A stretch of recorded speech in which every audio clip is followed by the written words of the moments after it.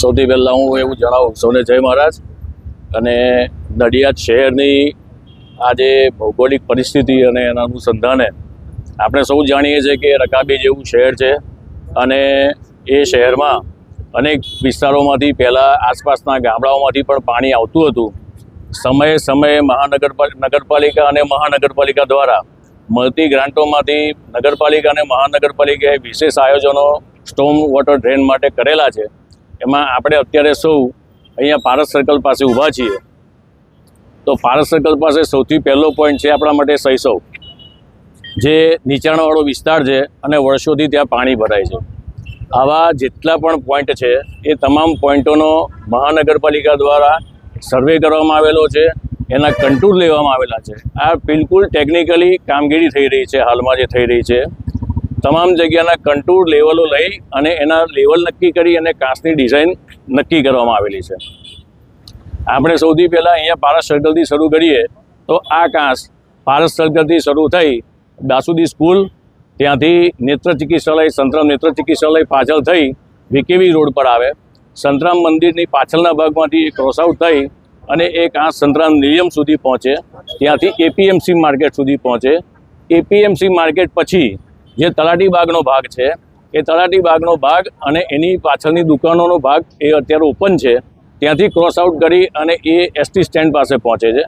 ST સ્ટેન્ડથી આપણે હાલ જે કામ શરૂ કર્યું છે ડીકે કવૈયા પાસેથી, બરાબર, તો ત્યાંથી એ ભાગ આપણે ઓપન કરી અને છેક નડિયાદ મહાનગરપાલિકાની ઓફિસ અને ત્યારબાદ માહિતી ભવનથી આગળ શરૂ કરી મહિલા આર્ટ્સ કોલેજ અને મહિલા આર્ટ્સ કોલેજથી આગળ શરૂ કરી રેલવે નાળું અને ત્યારબાદના ભાગમાં એ કમળા બાજુના ભાગમાં કમળા રોડ પરના ભાગમાં, તો એ કમળા રોડ પરના ભાગમાં પણ જે નાના મોટા કલવટ હતા એની ડિઝાઇનો પણ સંપૂર્ણ રીતે એમાં આવરી લેવામાં આવેલી છે.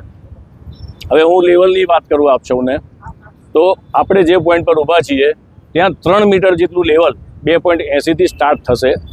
એ જ લેવલ આગળ અલગ અલગ જગ્યાએ ડીપ થતું જશે અને છેલ્લે એ 7 મીટર જેટલી ઊંડાઈએ પહોંચશે. કમળા પાસે તો એ છેક 7 મીટરની ઊંડાઈએ પહોંચવાનું છે. રસ્તામાં આવતા તમામ કલવટો આપણે એની અંદર કન્સિડર કરેલા છે, જે વર્ષોથી બનેલા છે, જેની ડેપ્થ આપણે કહીએ એ ડેપ્થ અનુકૂળ નથી, એમાં વધારે નીચું જવું પડે એવું છે. એવા તમામ જગ્યાઓ પર અમે નવા કલવટ બનાવવા જઈ રહ્યા છીએ. એટલે આ એક એવો પ્રશ્ન છે કે વર્ષોથી જે શહેરનું ડેવલપમેન્ટ થયું અને એ ડેવલપમેન્ટમાં જુદા જુદા સમયે જુદા જુદા ફેઝમાં જે કંઈ કામો થયા એમાં જે કંઈ લેવલોમાં અપડાઉન રહ્યા, આ તમામ આ વખતે નિરાકરણના સ્ટેજ ઉપર છે. આ પ્રોજેક્ટ અત્યારે 2 વર્ષ સુધી ચાલવાનો છે. એમાંથી આપણે ઘણું બધું કામ શરૂ કર્યું છે.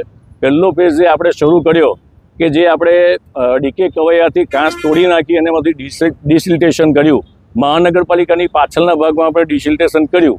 તો આ તમામ ડિસિલ્ટેશનના કારણે ત્યારબાદ સરદાર ભવનની પાછળનો ભાગ અને ખાડ પાસેનો ભાગ વણઝારા ગ્રાઉન્ડવાળો એ પણ આપણે પાઇપો કાઢી નાખીને ડિસિલ્ટેશન કર્યું, ત્યાં ડેપ્થ કરી.